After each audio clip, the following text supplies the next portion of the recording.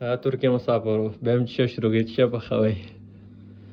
دا وایي چې په چا باندې خشه وخورو لکه روش روش نه غوي جنت ته ځي نو چې ما زای جنت ته چا جوړ کړی دی اوري ها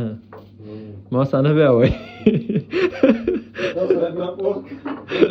ته په کته ملار شي نن څنګه نام بدل دا شي نه هغه بس روش په خوي جنت ته ځي ته زلات باندې چی تاس دا مزه ما سره شاته ناستې په خلاص باندې مې یو چانس وچاله پکې زه بس خوري موږ سره یو ځای کې جنت کې دا وخت چې دغه دی ها مسافر روزه ما دې پارم چی شروع کړی دی نو خپل شروع کړی دا پاکستاني خبره نن موږ په خو دم پوخ ها 31 کې لګان واچوي 32 کې ټماټر ها طاقت خزانه راوړل کنه نو څنګه طاقت خزانه دغه چی داخل کې دغه 31 ټماټر دي 32 الوګان دي او 16 کې پیاز دي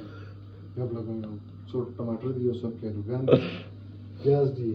وګا دا واخه دا دته وایي طاقت خزانه دته دم پوخ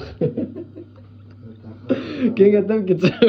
زه دغه مې انسپکټر مې ګورم چې دې به کې درغلې ودی کی دا وجی څومره وخت کې پوخ شي جی دا به یو ساعت ونیسي یو غنټه 1 غنټه ښه صحیح ده یو ساعت بعد به موږ سره وګورو او مې روزه مالي کې مې ګور دا به روزه ده ها اول روزه ده اوکې اول دې به فراکه پته لګي اوري دې کې ما اوګه چولې ده دړیو کې چولې ده دا خو زه تاسو ته خاصه څنګه وي څنګه څه خبره څنګه وډوګانې ورته زه وډوګانې هغه مې کده هغه خزه چې لګي پاکستان وچا مچا تور مرچا کې شین مرچا کې دا د ذایقې لپاره خدای زمونږ د دامپوخ یو ساعت ورو شو زه ورته شروع کړ ویډیو شروع ده رومیانو پیاز پخه دی هغه دینو چرګ وخت دی نو هغه هغه مخ لري سره باندې دی وګورئ زه چې نه اوته دا ګولې استعمال تاسو شو وړي مې دې دې منل بس مې د پکې دا ګورې خو رومیانو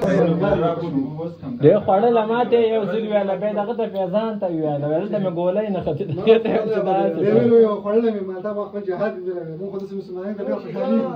دا جهاد کوم مسلمانانو نشته جهاد دغه کې نه خته چاړه مواله ده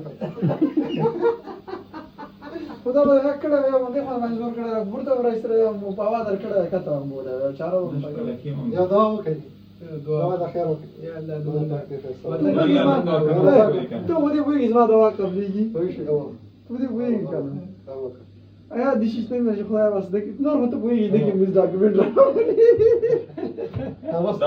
دې دعا کوي چې خدای یا الله خدای پاک نو خپل خبر یا الله که بخښوي سیده کنه بخښوي البان به دې وو خلاص سبا وکړي زه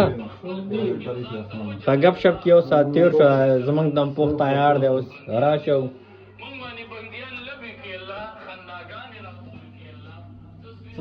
وخت چې پوخ دا وخت چې کمال دا نور پخې یا الله ته به مونږ ورحمېږي وخت چې پوخ ځه ورسمې دم پوخ تیار دی اوس راچول کېږي ځه